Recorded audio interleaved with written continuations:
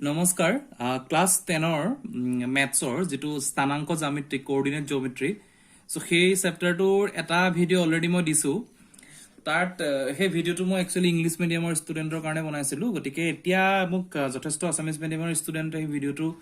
অসমীয়াত এবাৰ বুজাব কৈছে গতিকে মই অলৰেডি মোৰ বস্তুখিনি কৰাই আছে সো ইয়াতে মই বস্তুটো অসমীয়াত দেখাই দিম তোমালোকক কেনেকৈ কি হয় সো প্ৰথমতে কি হ'ল স্থানাঙ্ক জ্যামিতি মই কিতাপলৈ নাযাও মেইনলি তোমাৰ কি হয় যিকোনো দুটা এটা পইণ্ট এখন প্লেনত কেনেকৈ তুমি প্লেস কৰিবা হেতুৱে মেইন তাৰ হেৰি হয় তাৰ দুটা ইয়াত দুডাল অক্ষ থাকে x এক্সিস আৰু y এক্সিস থাকে দুডাল ইয়াত দিয়া আছে যেনেকৈ এটো হিচাপে তোমাৰ এনেকৈ x আৰু y দুটা থাকে সো এতিয়া এই x আৰু y খিনিত কি হয় মই ডাল অলৰেডি গ্ৰাফত মই ড্ৰ কৰা নাই মই ইয়াত ড্ৰইং কৰিছিলো এটো ভিডিও অলৰেডি আছে এটোৰ ওপৰতে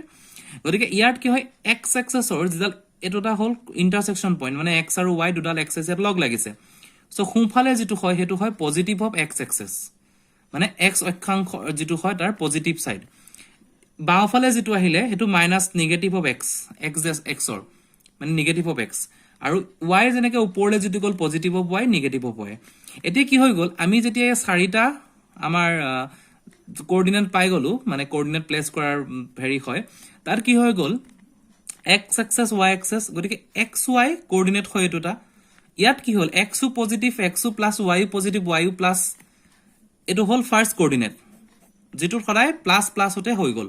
x y হিচাপে লিখিব পাৰি নেক্সট সাম এটো হল সেকেন্ড কোঅৰ্ডিনেট ইয়াত x ৰ কিন্তু মাইনাস আছে যিকোনো পইণ্ট ইয়াত আহিলে x ৰ মাইনাস হ'ব তো x ডেশ মাইনাস y প্লাস এ থাকিলে সো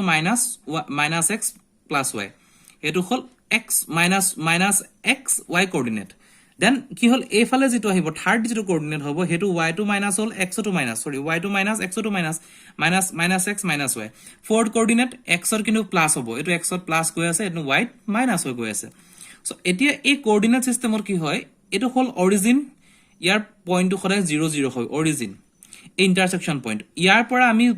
এই চাৰিডাল এক্সিছত পাৰ্টিকুলাৰ এটা ডিসটেন্সৰ 1 2 3 এটা সেম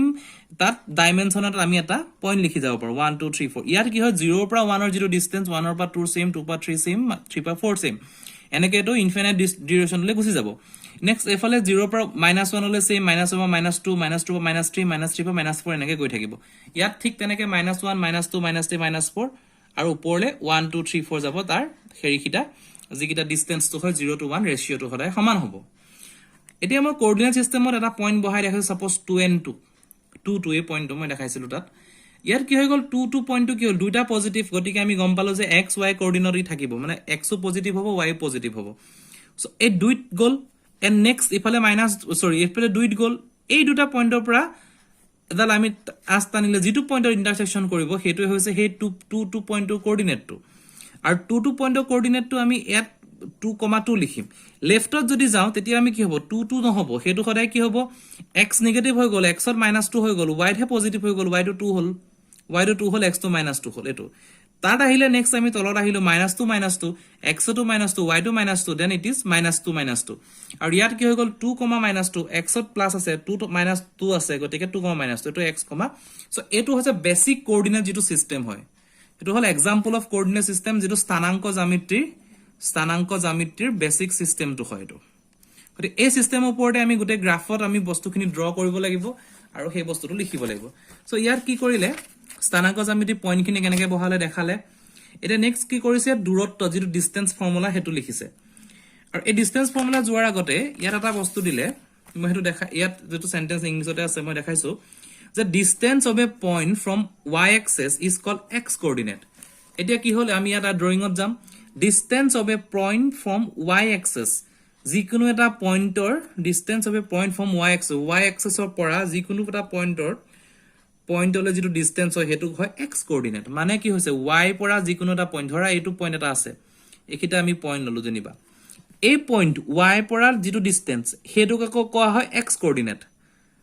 আৰু x ৰ পৰা যেটো ডিসটেন্স x ৰ পৰা x এক্সিসৰ এই পইণ্টলৈ কিমান ডিসটেন্স 3 হ'ব সো এটো 2,3 পালো তো আমি y ৰ পৰা যেটো ডিসটেন্স হেতু হল 2 x ৰ পৰা যেটো ডিসটেন্স হেতু হল 3 So distance of a point y axis opera distance to zito hoy hetu koi x coordinate aru x axis opera distance to zito hoy hetu koi y coordinate bostu to thik tenekwa yat duta sentence to te gote details to humai ase eta point opera x axis y axis opera zito coordinate x coordinate y x axis opera zito coordinate hoy hetu hol y coordinate এতিয়া আমাৰ next আহিলে distance formula যেটো দূৰত্ব সূত্ৰ বুলি দিয়া হৈছে সেই সূত্ৰটোত কি ক'লে যে এটা কোৱেশ্চন দিলে কোৱেশ্চন এটা এক্সপ্লেনেশন কৰিছে যে বি চহৰখন এ চহৰৰ পৰা 36 কিলোমিটাৰ পূবত বি কত আছে এ পৰা 36 কিলোমিটাৰ পূবত আছে আৰু 15 কিলোমিটাৰ উত্তৰত ই 36 কিলোমিটাৰ পূবত মানে বস্তুটো এখিলে বি আহিলে কিন্তু বি এক উত্তৰত কিমান আছে 15 কিলোমিটাৰ উত্তৰত মানে এইটো পজিশনত এতিয়া জোখমাখ নকৰাকৈ এ পৰা বি দূৰত্ব কেনেকৈ উলিয়াব পাৰি সেইটো কথা কৈছে এইটো বস্তু মই অলৰেডি ৰাখিছো 36 15 ইয়াৰ কোঅৰ্ডিনেট কি হ'ব 36 হ'ব x ত 36 আছে y কিমান 15 y 15 হল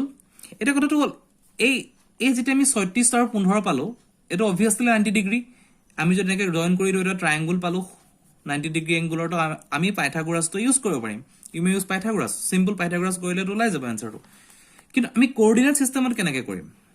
সেই বস্তুটো কৰিবৰ কাৰণে আমাৰ এটা ফৰ্মুলা থাকে যেটো ফৰ্মুলাৰ বিষয়ে মই নেক্সট আলোচনা কৰিম তাত মই সলভ কৰি থৈছো গতিকে সেই কোঅৰ্ডিনেট ফৰ্মুলাটো কি হয় আৰু সেই কোঅৰ্ডিনেট ফৰ্মুলাটোৰ পৰা আমি কেনেকৈ ক্যালকুলেট কৰিব পাৰো এই প্ৰবলেমটো মই নেক্সট অলপ পিছত দেখাই আছো কেনেকৈ সলভ কৰিম সো এতিয়া আমাৰ নেক্সট কি হৈ গল এখন প্লেন আমি লৈছো ফাৰ্ষ্টতে আমি চাব লাগিব এই পইণ্টত কি আছিল এটা পইণ্ট আছে যেটো x টো কোঅৰ্ডিনেট আছে y টো কোঅৰ্ডিনেট আছে আৰু এটা এইখন প্লেনত আছে xy প্লেনত আছে ইয়াত কি হৈ গল যিকোনো এটা বস্তু আমি যদি x এক্সিছত থাকে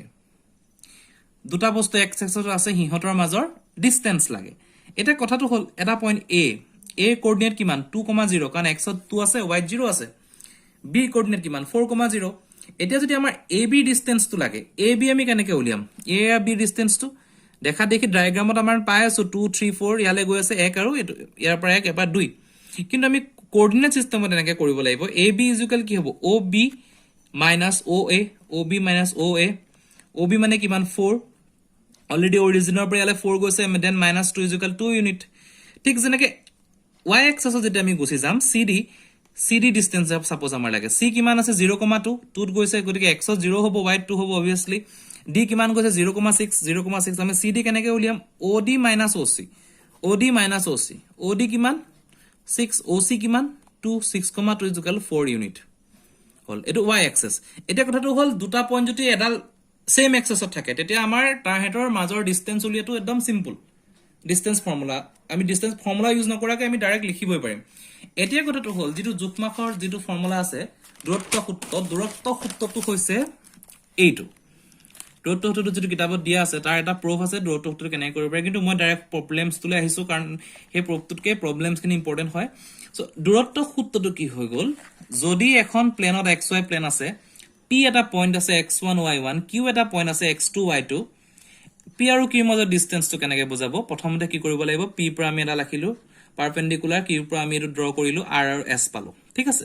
সো এতে কি হল ইয়া যদি x1 y1 থাকে x2 y2 থাকে p q ডিসটেন্সটো হ'ব x2, x1 whole square plus y2, y1 whole square sorry y2 minus y1 whole square x2 minus x1 whole square so x2 পৰা x1 বিয়োগ কৰিব লাগে স্কয়াৰ কৰিব লাগিব y2 পৰা y1 বিয়োগ কৰি স্কয়াৰ কৰিব লাগিব তেতিয়া আমি কি পাম এটা এই পাৰ্টিকুলাৰ ডিসটেন্সটো পাম p আৰু q ৰ মাজত এটা ফিগাৰ 7.1 যেটো আমি ফিগাৰ আমি অলৰেডি ৰাখি আছিল এই ফিগাৰটোত গৈ আছো এতিয়া সেই ফিগাৰৰ ডিসটেন্স ফৰ্মুলা আমি এপ্লাই কৰিলো x1 y1 কি আছে তাত এই ফিগাৰটোত কি আছে x1 y1 আমি কি লাগে a আৰু b ডিসটেন্স x1 y1 মানে আমাৰ এটো 0,0 obviously origin 0,0 বা x2 y2 কিমান 36 minus 15 সেম বস্তুটো যদি আমি যাম x1 y1 0,0 x2 y2 36 minus 15 so আমি কি পালো x2 minus x1 36 minus 0 whole square plus y2 minus y1 15 minus 0 whole square ultimately 36 square whole 1296 15 square কৰিলে double to 5 root over 51521 এটো হ'ব 39 কিলোমিটাৰ মানে তেহেতৰ ডিসটেন্স 39 কিলোমিটাৰ যেটো as a Pythagoras theorem use কৰি তোমালোকে এটো আনসাৰে পাবা এতিয়া এই গুটেই ডিসটেন্স ফৰ্মুলাত আমাৰ এই বস্তুখিনি আছে এণ্ড দেন আমি ডিষ্টেঞ্চ ফৰ্মুলাটো সদায় পাইথাগোৰাছৰ লগত আমি কোলাবৰেট কৰিবা পাইথাগোৰাছৰ নিচিনাকৈ আমি এজ এ সেম আমি কৰিব পাৰোঁ কিন্তু ডিষ্টেঞ্চ ফৰ্মুলাটো এপ্লাই কৰিব লাগে এতিয়া কথাটো হ'ল নেক্সট আছে আমাৰ ইয়াত যেটো সেকশন ফৰ্মুলা বিভাজন সূত্ৰ হেতু যোৱাৰ আগতে মই এটা এক্সাম্পল কৰাইছিলো সেই এক্সাম্পলটো দেখাইছো এক্সাৰসাইজ 1 ৰ আছিল ডাবল 2 নম্বৰ যেটো এক্সাম্পল যে দুটা বিন্দুৰ মাজত দূৰত্ব নিৰ্ণয় কৰিব দিছে